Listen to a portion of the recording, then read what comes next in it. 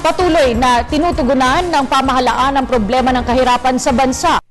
Base sa pag-aaral ng National Statistical Coordination Board o NSCB.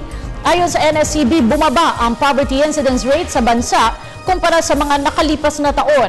Ang detalye sa ulat ni Bianca Piedad. Bagyang bumaba ang kahirapan sa bansa sa loob ng 3 taon simula taong 2009 hanggang 2012.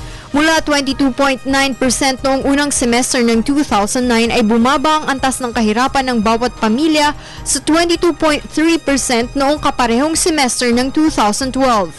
Naitala nito ang 0.6% ng pagbaba, habang 0.7% na record ang ibinaba ng kahirapan kaugnay ng populasyon kung ikukumpara ang first semester ng 2009 sa 2012.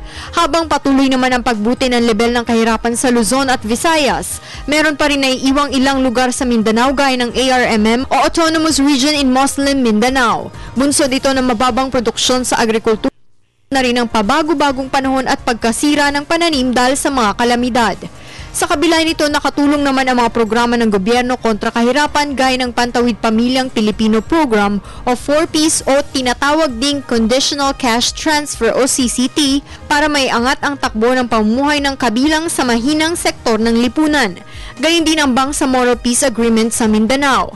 Base sa record ng National Economic and Development Authority o NEDA, natulungan ng 4Ps ang milyon-milyong pamilyang benepisyaryo na masapatan ang pangunahing pangailangan sa pagkain at kalusugan. It's good that we had programs like CCT because otherwise the poverty could have increased given that adverse developments in agriculture.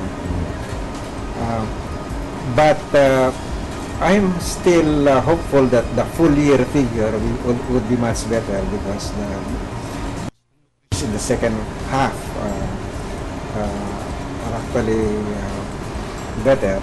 Inilahad din sa pagsusuri ng World Bank ngayong taon na nagpakita na malaki ang nagawa ng programa upang magkaroon ng access ang mahihirap sa kalusugan at edukasyon. Sa nalalabing ilang taon para makamit ang Millennium Development Goal o MDG sa 2016, hindi lang minamadali ng pamahalaan ang implementasyon ng mga programa at stratehiya upang labanan ang kahirapan, isinasaayos na din kasabay nito ang kakayahan sa paglilingkod para sa tuluyang pag-unlad at pagbabago. Para sa Telebisyon ng Bayan, Bianca Piedad.